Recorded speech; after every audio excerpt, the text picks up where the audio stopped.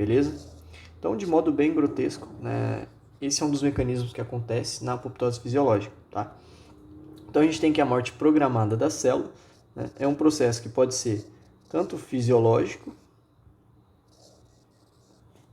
quanto patológico. E se a gente for comparar com a necrose, por exemplo, né, a apoptose é um processo irreversível. Então, uma vez que você começa, né, uma vez que o estímulo inicial da apoptose ele é dado, ela é uma lesão irreversível, que não tem como você reparar ela, né? Não tem como você frear a apoptose, beleza? Então, eu vou fazer aqui agora um esquemão aqui, a gente vai fazer uma célula, e aí a gente vai ver os mecanismos principais da apoptose, tá? Então, basicamente, quando a gente falou da apoptose, a gente viu dois mecanismos principais, tá? Então, a gente tem uma via que a gente chama de via mitocondrial, certo? Os mecanismos da apoptose. A gente tem uma via que a gente chama de via mitocondrial, tá? Que também pode ser chamada de via intrínseca, tá? Então, essa via mitocondrial é a via intrínseca. E a gente também viu que ela é a via mais comum da apoptose, certo? Ela é a via mais comum da apoptose, a via mitocondrial ou a via intrínseca. Basicamente, a gente tem alguns fatores que vão fazer com que a gente tenha esse mecanismo de apoptose acontecendo, né? Como, por exemplo, uma diminuição nos fatores de crescimento, certo? Um aumento de proteínas mal dobradas, né? Um acúmulo, vou colocar, um acúmulo de proteínas mal dobradas, tá? Como assim proteínas mal dobradas, tá? Não sei se vocês vão lembrar, mas a gente tem um vídeo que a gente falou dos mecanismos de lesão celular e a gente tem as espécies reativas de oxigênio, tá? O ERO. E aí a gente tem lá o radical hidroxila, né? Que é a espécie reativa mais ruim, assim, que ela faz vários problemas. Então a gente viu lá que ela faz o quê? Ela faz a peroxidação lipídica, né? Então ela rompe membrana, certo? Causa mutação no DNA. Opa, nossa senhora, mutação no DNA. E uma das coisas que essa espécie reativa de oxigênio fazem, especialmente, né?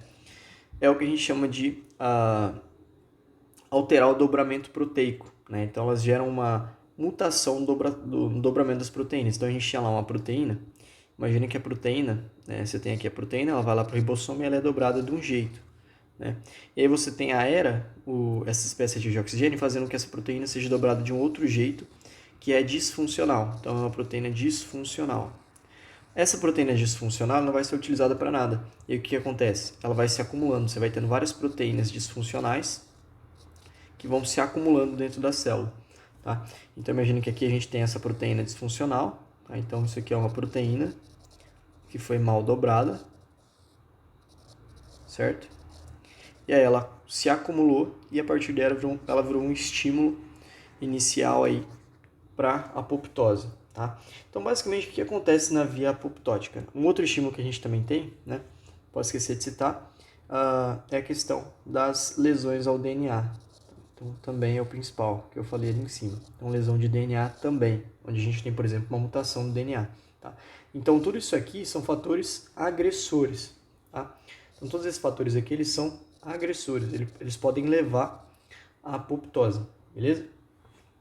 E aí, uma vez que a gente tem esses fatores agressores, a gente vai ter ativação dos sensores da família BCL. Tá? Então, aqui dentro da célula, a gente tem o que a gente chama de sensores BCL, tá? Então, eu vou tentar explicar esse BCL aqui de uma forma que pareça mais simples. Então, imagine que a gente tem uma família, tá? Então, esse aqui é um BCL, né? A gente tem várias proteínas, é uma família de proteínas. E dentro desse BCL, a gente tem diferentes tipos de proteínas, mas entre elas a gente vai separar em dois tipos principais. As proteínas pró-apoptóticas, certo? E as proteínas anti-apoptóticas. E aí o que que acontece? Essas duas proteínas, essas duas famílias proteicas, elas estão presentes na célula, tá? Então aqui a gente tem, por exemplo, as proteínas pró-apoptóticas, certo? Que são a BAC e a BAX. E a gente tem as proteínas não apoptóticas, anti-apoptóticas, na verdade, né? Que é a BCL2 e a BCLX, tá? Então a gente tem as anti-apoptóticas e as apoptóticas, as pró-apoptóticas. E essas proteínas, elas ficam mais ou menos num estado de homeostase, elas ficam como se fossem em balanço, tá? Então você vai ter a mesma quantidade, né, quantidades parecidas ali de BAC e de BAX. E aí você tem também quantidades parecidas, né, de BCL2 e de BCLX, tá? O que acontece? Esses fatores agressores aqui, eles vão provocar um desbalanço. Então a gente vai ter o quê? A gente vai ter, a partir dessas agressões, uma alteração nesse estado. A gente vai ter um estado patológico. E aí a gente tem um aumento da ativação dessas proteínas BAC e BAX, tá? E a gente tem uma diminuição dessas proteínas BCL2 e BCLX, beleza? E aí você tem o que? Essas proteínas aqui que vão atuar lá na mitocôndria, ativando ali a mitocôndria e tal. Isso é o que a gente vai ver agora, tá? Mas basicamente, só para a gente entender, eu acho que assim fica mais fácil, né? Então a gente tem proteínas pró-apoptóticas, que são a BAC e a BAX, e anti-apoptóticas, que é a BCL2 e BCLX. Quando a gente tem aqueles estímulos agressores lá, o que acontece? Você tem uma ativação maior da BAC e da BAX. E aí você tem esse desequilíbrio aqui, levando à apoptose. Então o aumento da BAC e da BAX, elas vão ativar quem? Elas vão atuar na mitocôndria, que é o que a gente vai ver agora, beleza? Então, só para a gente fazer uma introduçãozinha aí e entender um pouquinho melhor isso. Mas então vamos lá, voltando para a nossa célula. Então aqui a gente viu, né? A gente tem aqui essas proteínas, né? Deixa eu fazer menorzinho. Então a gente tem esses fatores agressores, né? Que vão ativar essas proteínas aqui, beleza? Essas proteínas aqui são as anti-apoptóticas, elas vão tentar inibir a ação da BAC e da BAX. Tá? Esses sensores BCL aqui, eles têm outro nome, né? Então eles podem ser chamados também de sensores BH3. Tá? Isso aqui é só questão de nomenclatura. Então a gente tem os sensores BH3, o que acontece? Eles vão captar esses estímulos agressores, então esses estímulos agressores vão chegar nesses sensores BH3, tá? Quando você tem esses estímulos agressores, eles vão fazer o quê? Eles vão ativar essas enzimas BAC e BAX, e essas enzimas elas vão atuar lá na mitocôndria. Então aqui eu vou fazer um desenho da mitocôndria, tá? Isso aqui é mitocôndria. E a gente vai ter essas duas enzimas, a BAC e a BAX, atuando lá na mitocôndria, tá? E aí o que que elas fazem? Elas vão abrir poros na mitocôndria. Então imagina que tem lá a mitocôndria, né? O que ela faz? Opa! Essas enzimas aqui, a BAX e a BAC, elas vão abrir poros na mitocôndria. Então elas vão se ligar a receptores na mitocôndria e vão abrir um buraco mesmo, permitindo a saída de substâncias, tá? Então ela faz o que? Ela abre, né, ali canais da mitocôndria e aí você tem a saída de proteínas, como por exemplo o citocromo C, que a gente viu, né? Então tem o citocromo C, que é uma das principais proteínas pró-apoptóticas, tá? A gente tem aqui o citocromo C e outras proteínas apoptóticas, tá? E outras proteínas. O citocromo C e essas outras proteínas, né, a gente viu que eles ficam armazenados dentro da mitocôndria, né? Então é mais ou menos assim, eu vou explicar esse processo aqui. Imagina que a gente pegou um zoom aqui nessa membrana da mitocôndria para a gente ver o que acontece. Então eu tenho aqui, né, a BAC e a BAX, certo? Aí aqui eu tenho a membrana da minha mitocôndria, né? E eu tenho uma proteína canal ou um poro que está fechado, tá? Então imagina que isso aqui é a minha proteína canal. Ela tá fechada, a portinha dela aqui, ó, tá fechada, certo? E aqui dentro eu tenho essas proteínas, né? Eu tenho o citocromo C e as proteínas pró-apoptóticas. Então isso aqui é o que? Citocromo C e proteínas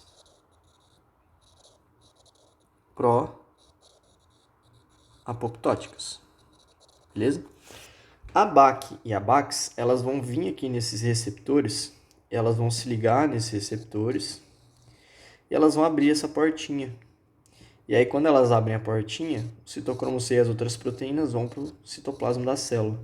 E aí eles vão ativar as chamadas caspases. Então é basicamente isso, o efeito fisiológico delas.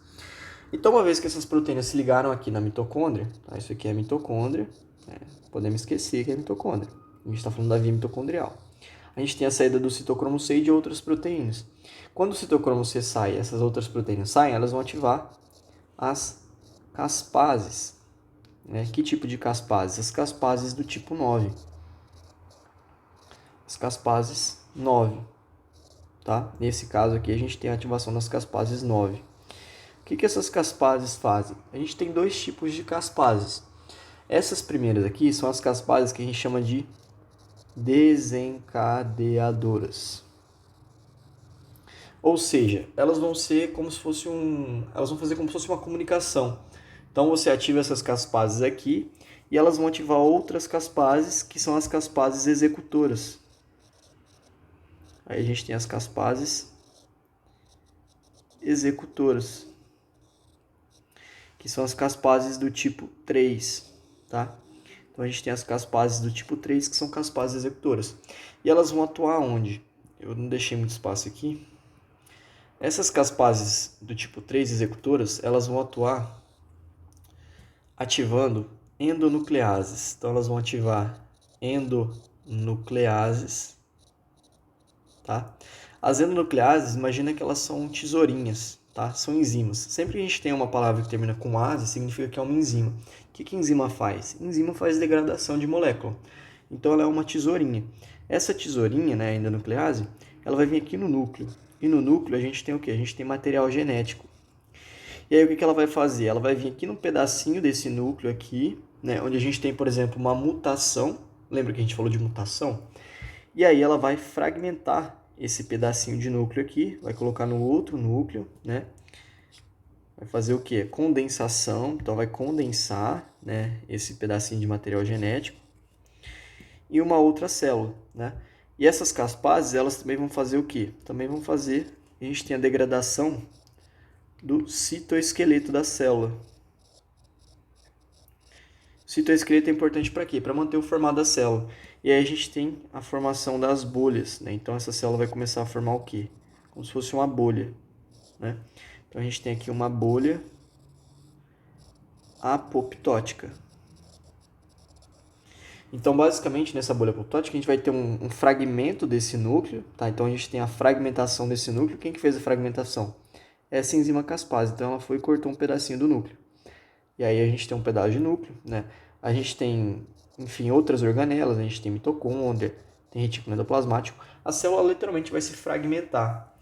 E aí a gente tem que essa bolha apoptótica, ela vai formar um corpo apoptótico. Então a gente tem aqui essa mesma célula lá, né, condensada, esse material genético sofreu mutação, né, que é ruim. A célulazinha aqui, mitocôndria, retículo, né? Enfim. E aí a gente tem a formação do corpo apoptótico, certo? Basicamente é isso. E aí a gente viu que depois, né, esse corpo apoptótico, ele vai sofrer degradação, né? De quem? Vai sofrer degradação do fagócito. Eu gosto de desenhar um fagócito assim, porque lembra que ele come, né? Aquele bichinho. Então isso aqui é um fagócito. Na fisiologia a gente vê bastante coisa de receptores e tal, mas basicamente o fagócito ele vai fazer a degradação dessa célula, tá? Então a gente tem receptores no fagócito e a gente tem receptores no corpo apoptótico. Então esses receptores aqui, o fagócito, vai se ligar a esses receptores e basicamente ele vai degradar, tá? Mas a parte da fisiologia é mais complicada. Então a gente vai só imaginar que o fagócito, né, ele vai literalmente digerir essa célula. Então ele vai fazer a degradação da célula. Ó, o bocão do fagócito aqui, ó, o dente dele, ó. O fagócito ele é faminto, está esfomeado por célula. E aí ele vai fazer a degradação desse corpo apoptótico, beleza? Ele vai fazer um processo de fagocitose, tá? Então assim a gente tem a degradação desse corpo apoptótico. Esse processo aqui, como a gente já viu, né, uma das características da apoptose é que ela não gera inflamação. Então você não tem inflamação, certo? Por quê? Porque não tem resto celular, né? Você não tem mais células de defesa chegando para combater, porque o fagócito vai lá, degradou a célula, não sobrou nada, tá? Degradou o corpo apoptótico, não sobrou nada. Então aqui basicamente, né, a gente tem que, recapitulando aqui de forma bem, né, aí de forma bem simples, tá? Então, esses mecanismos de lesão aqui, a gente tem, esses são os fatores, né, fatores que levam à apoptose pela via mitocondrial, certo? Então a gente tem diminuição de fatores de crescimento, acúmulo de proteínas mal dobradas, lesões ao DNA, né? Vamos fazer que a gente tenha a ativação desses sensores da família BH3.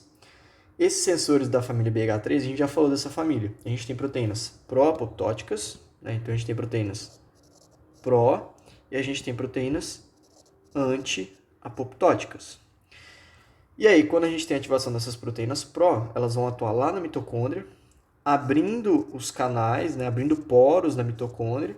Quando elas abrem esses poros, a gente vai ter saída de citocromo C e de outras proteínas, que vão ativar as caspases do tipo 9 no citosol da célula, né?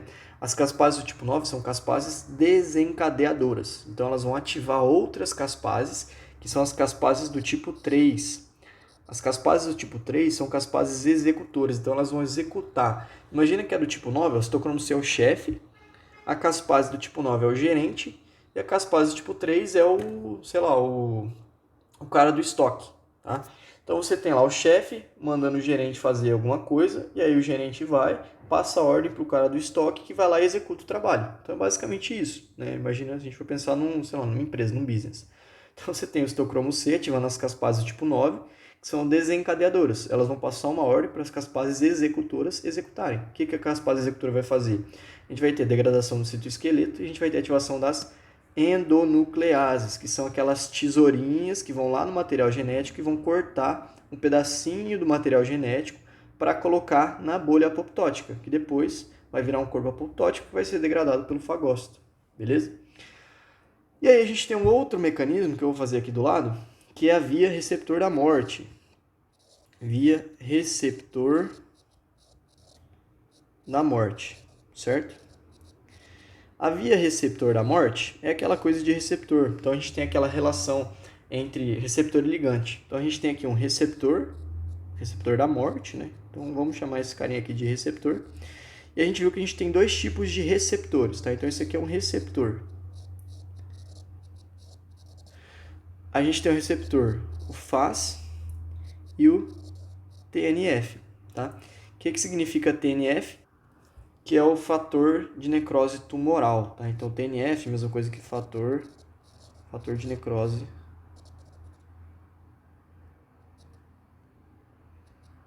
tumoral. Acho que é esse o nome, fator de necrose tumoral, tá? Então a gente tem esses receptores, né, o FAS e o TNF, e a gente vai ter o quê? A gente vai ter ligantes, né? Lembra que o ligante é aquela substância, né, aquela molécula que vai se ligar a receptor. Então ela tem afinidade com o receptor, né? Lembra? É como se fosse um Lego. Então você tem aqui um receptor e você tem um ligante que se encaixa nesse receptor. Então aqui a gente desenhou uma pecinha de Lego, né? Tá tão bem feito, mas dá para entender, né? Então você tem um Legozinho aqui, que é o ligante, e tem o receptor. E aí a gente vai ter dois tipos de ligantes, certo? A gente tem aquele ligante que ninguém gosta, né? Que é o ligante né, que faz o L, certo? Então a gente tem um ligante que faz o L e a gente tem um ligante do tipo TNF alfa. TNF alfa. Então a gente tem um ligante faz o L e o TNF alfa, beleza? O ligante que faz o L vai se ligar ao receptor do tipo FAS, tá? E o ligante TNF alfa vai se ligar ao receptor TNF. E aí, quando a gente tem a ligação entre esses dois aqui, quando eles se conectam, a gente vai ter a ativação de proteínas adaptadoras, tá? Ou proteínas sinalizantes, sei lá, proteínas adaptadoras. O que essas proteínas adaptadoras vão fazer? Imagina que elas são como se fosse sei lá, um transmissor de sinal. Então imagina que é um telefone sem fio. Eu vou lá, falo pro receptor, falo, ó, ativou aqui e mata a célula. Aí ele vai, passa para a proteína, fala, ó, avisa Caspase que é para iniciar lá, avisa Caspase encadeadora, que é para avisar Caspase executora, que é para fazer a apoptose. Então ela é como se fosse um comunicante, ela vai fazer a comunicação entre o receptor e a Caspase, tá? Ela vai transmitir um sinal, beleza? Então esse sinal é para ativar o quê? As caspases. Então a partir desse sinal a gente vai ter a ativação das caspases. Qual tipo de caspase? Caspase do tipo 8, beleza? Caspase do tipo 8. E aí essas caspases do tipo 8, que são as encadeadoras, vão ativar as caspases do tipo 3, certo? E aí essas caspases do tipo 3 vão ativar endonuclease, vão fazer degradação de citoesqueleto e a gente vai ter de novo esse mecanismo de apoptose acontecendo a mesma coisa. Vai formar a bolha apoptótica, vai formar o corpo apoptótico que vai sofrer degradação do fagócito, tá? Então, tranquilo, tão simples quanto parece, tá? Então, basicamente, esse é o mecanismo da apoptose. Se a gente for pensar, essa via receptor da morte, ela é uma via simples, certo? Porque você tem um receptor, você tem um ligante, esse ligante receptor, ativando proteína e tal, ativando caspase, né, do tipo 8, enfim, né? Qual que é mais fácil de eu evitar, a via mitocondrial ou a via receptor da morte? A via receptor da morte. Por quê? Se eu tenho lá um receptor e eu tenho um ligante, eu posso entrar com um fármaco ou com uma medicação, né? Então eu posso ter uma medicação que ela vai lá e ela bloqueia esse receptor. Aí o ligante não tem com quem se ligar, certo? E aí você não tem essa via acontecendo. Então existem alguns fármacos que fazem isso. Porém, a via mais comum, né, é a via mitocondrial. Então a via mitocondrial ela é mais comum, ela é a que acontece mais vezes. E ela é uma via mais complexa. Tá? Então ela é uma via um pouco mais complexa, mais difícil de você impedir essa via. Beleza? Então basicamente é isso, né, que a gente viu sobre a apoptose. Né? Vou fazer um esqueminha aqui então só para a gente tentar facilitar. Então a gente tem a família, né, começando, família BCL. A gente tem as proteínas pró-apoptose, né, que é a BAC e a BAX, que são do mal. E a gente tem as anti-apoptose, certo? Que é a BCL2 e a BCLX. Aí a gente tem que a via mitocondrial, né? Vamos falar via mitocondrial. Essas duas aqui estão envolvidas na via mitocondrial. Na via mitocondrial, a gente vai ter os estímulos, né? Então você tem diminuição de fator de crescimento, você tem aumento de proteínas mal dobradas, proteína mal dobrada, e você também tem a lesão de DNA, causando estímulo à mitocôndria. E aí a gente tem o que? A gente tem os sensores, né? Então a mitocondrial, você tem os sensores BH3 ativando a BAC e a BAX, que vão atuar na mitocôndria. A mitocôndria ela vai liberar citocromo C. O citocromo C vai atuar ativando caspases 9, que vai ativar caspases 3, que vão ativar endonucleases, tesourinha, e também vão fazer degradação do citoesqueleto.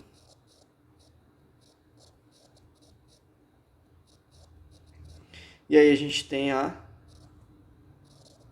apoptose. Então a célula estava aqui, aí vai começar a sair pedacinhos da célula. Beleza? Seria basicamente isso. E aí a gente tem uma outra via, né, que é a via receptor da morte. Então a via receptor da morte. Então a gente tem lá um receptor, certo? Esse receptor aqui, deixa eu fazer ela mais para cima. Opa. A gente tem o receptor da morte. Então basicamente a gente tem aqui um receptor. Receptor pode ser o FAS ou o TNF, né, o fator de necrose tumoral. E aí a gente tem os ligandes Faz-L e o TNF-alfa. Então eles vão se ligar aqui. Aí a gente tem a ativação de proteínas. Essas proteínas vão ativar as caspases, porém não 9. As caspases 8. As caspases 8 vão ativar as caspases 3, que vão ativar a endonuclease. Do esqueleto a gente tem a apoptose, beleza? Então nessas duas vias a gente tem o que? A apoptose. A mais comum é a via mitocondrial, a mais simples é a via receptor da morte. E de qualquer forma a gente vai ter a apoptose, beleza? Então basicamente é isso, espero que tenha ficado mais claro, espero que tenha dado para entender. Valeu e até o próximo vídeo aí de patologia.